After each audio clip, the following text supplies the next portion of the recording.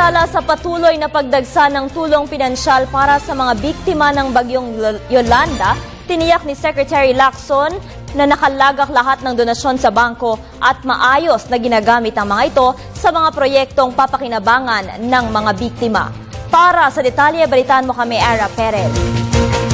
Patuloy pa rin ang bugso ng tulong para sa mga nasalanta ng bagyong Yolanda mula sa pribado at pampublikong sektor tulad ng ibinigay na $1 ng Embracing the World Foundation mula sa Southern India bilang tulong sa edukasyon at iba pang pangangailangan ng ating mga kababayan sa Eastern Visayas.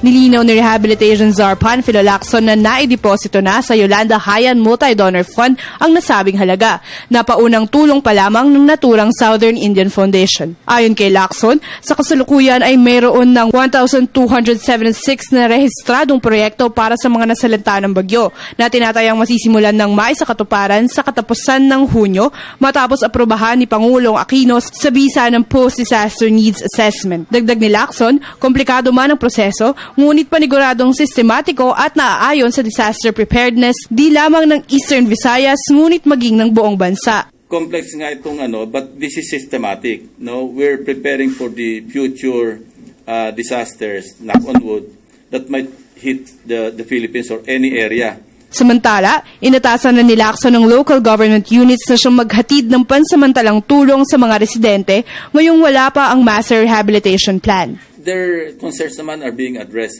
but there will be sub-stories every now and then. Kasi we cannot reach naman 100% of the survivors.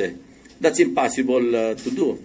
Kaya nga meron tayong mga barangay chairman, meron tayong mga town executives na pwede lang puntahan doon para idulog nila yung kanilang concerns na sa ganun makarating sa amin. Umabot na sa 600 million pesos ang natanggap na tulong ng bansa mula sa foreign donations tulad ng Embracing the World Foundation at inaasahan ni Lacson na mas marami pang tumulong upang mabuo ang humigit kumulang 166 billion pesos na kinakailangan para sa pangkalahatang rehabilitasyon ng Eastern Visayas.